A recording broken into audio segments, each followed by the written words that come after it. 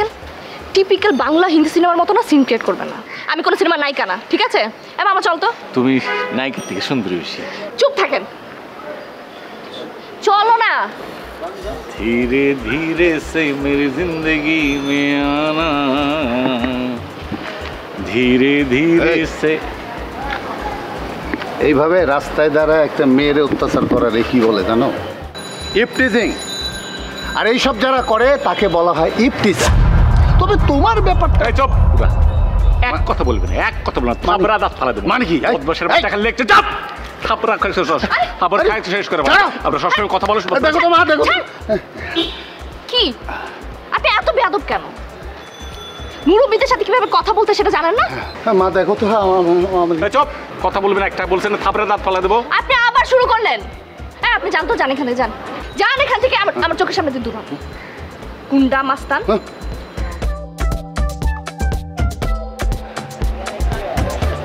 চাচা আপনি ঠিক আছেন? ঠিক আছে, চলেন, আপনি আমার সাথে চলেন, চলেন আমার সাথে।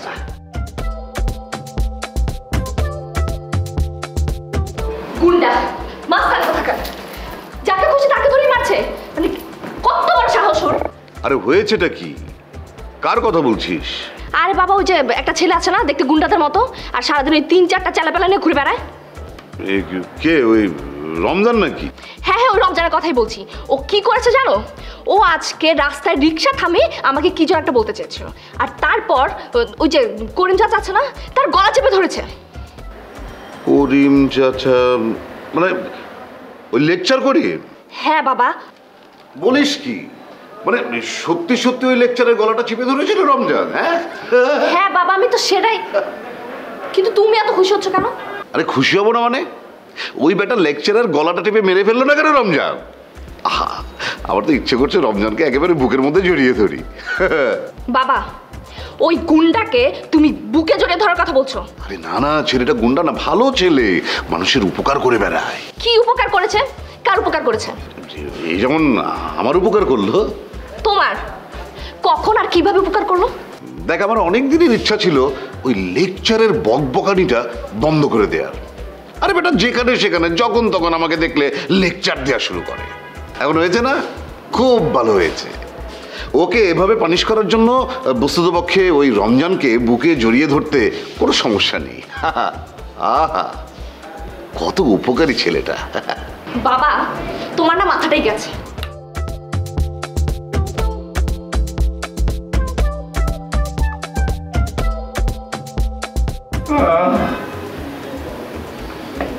না না রে না।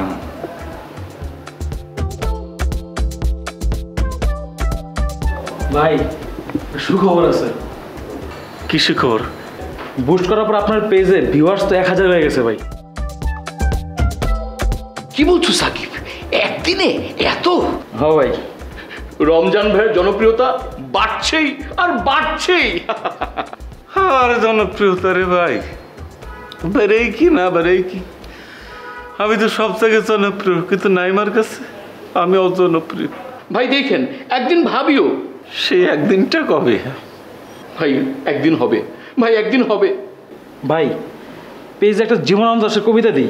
জীবনানন্দের দাস দেবী, ঝলসানো চাঁদ যেন রুটি, না রুটি মুটি চাঁদ মাতা নিস না।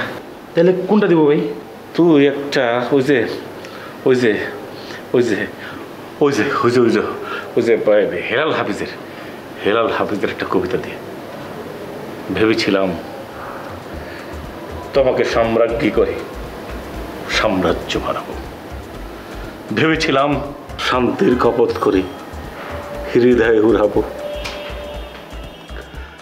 নাইমা, নাইমা রে নাইমা, কি কবিতা বলবো রে? এত সুন্দর একটা কবিতা মাথায় খেলতে না রে ভাই। আরে নাইমা, নাইমা আমারে ভুল বুঝলো। ভাই আমরা ভাবির কাছে যাব, আমরা ভাবিকে সবকিছু বুঝিয়ে বলবো। সাকিব, মোশা, চল এখনই? এখনই। কিন্তু বাদশা, তুই ভাইয়ের জন্য বাদশার কামড় খেতে পারবি না? বাদশার কামড়কে জীবন দিয়া ফেলামু। দাঁড়া সুটকে যা, জীবন দিকে যা, যা।